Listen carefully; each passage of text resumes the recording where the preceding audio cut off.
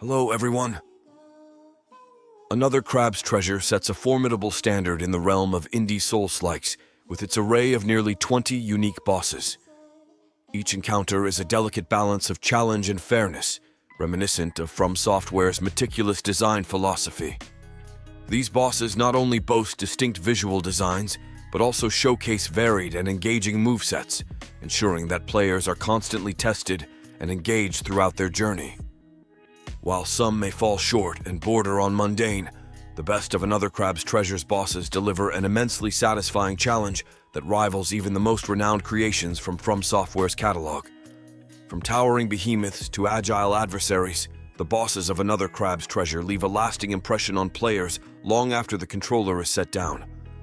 Whether it's the thrill of overcoming a particularly grueling encounter or the awe-inspiring spectacle of facing off against a visually stunning foe, each boss contributes to the game's rich tapestry of challenge and triumph. With its masterful execution of boss design, Another Crab's Treasure proves that even within the indie space, the bar for memorable and impactful encounters can be raised to extraordinary heights. I'm quickly moving on to the video, and I'm ranking bosses in Another Crab's Treasure. Before we start, if you enjoy these types of tier list videos, don't forget to like the video and subscribe. Enjoy watching! My friends, only 0.1% of viewers subscribe. If you like this type of content, please do not forget to subscribe to the channel. Thank you in advance for your support.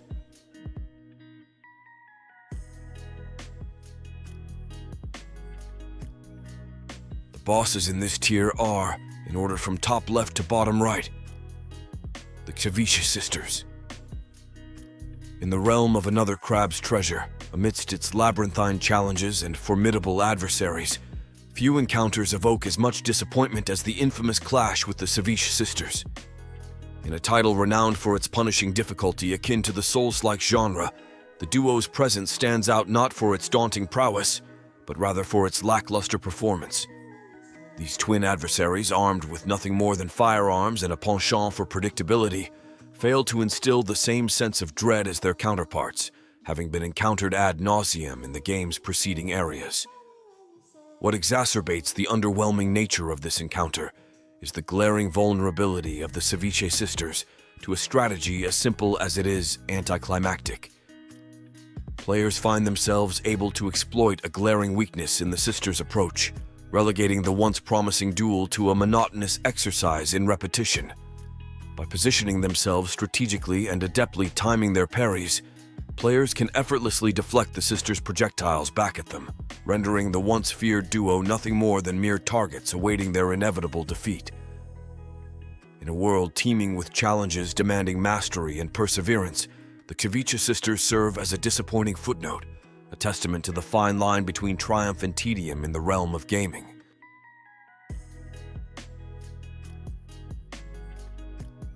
The bosses in this tier are, in order from top left to bottom right, Priad Duia, Roland, Scuttling Sludge Steamroller, Polluted Platoon Pathfinder, Curdled Carbonara Connoisseur, Nephro, Voltai.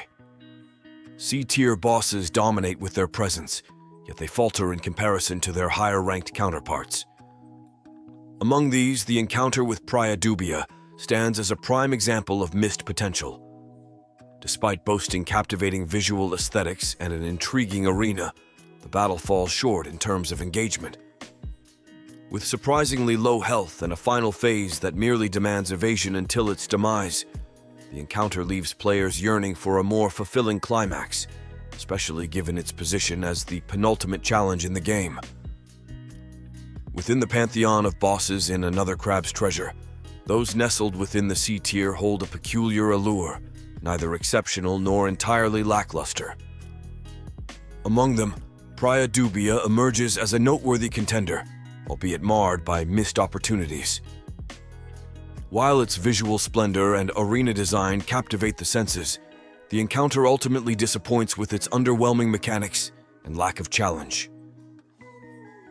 As players navigate through its phases, they're left pondering the unfulfilled potential of what could have been a truly memorable confrontation in the game's journey.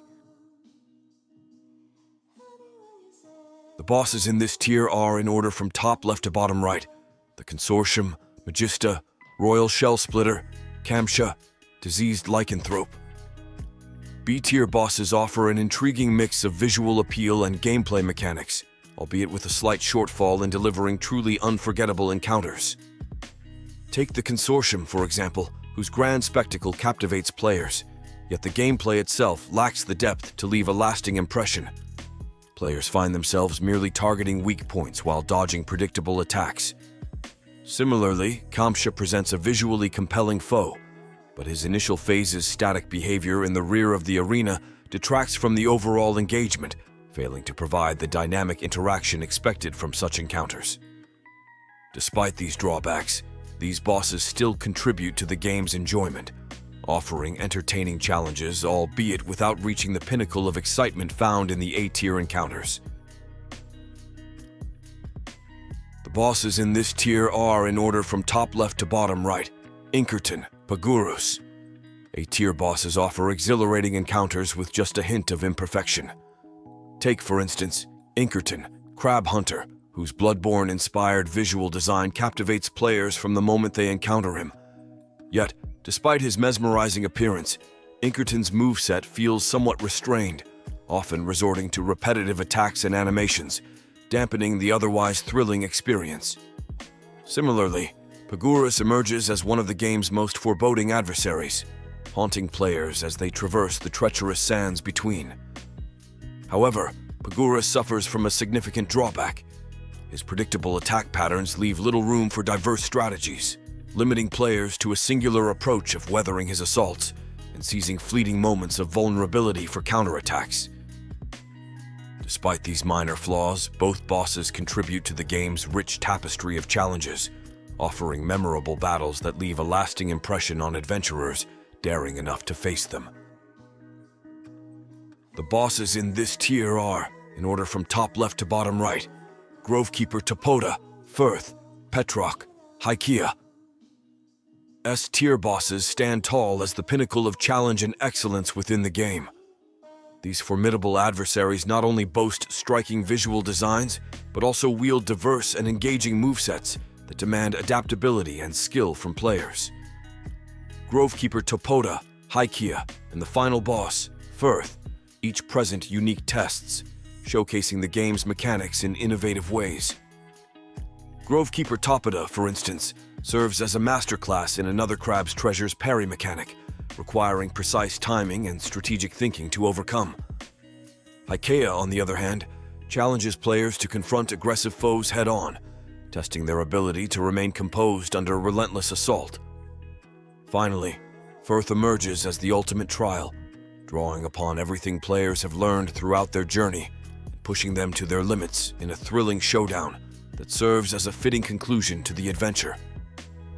With their blend of creativity, challenge, and mastery, these S-tier bosses embody the essence of what makes another Crab's Treasure a standout Souls-like experience. The video ends here. See you in another video. Don't forget to subscribe.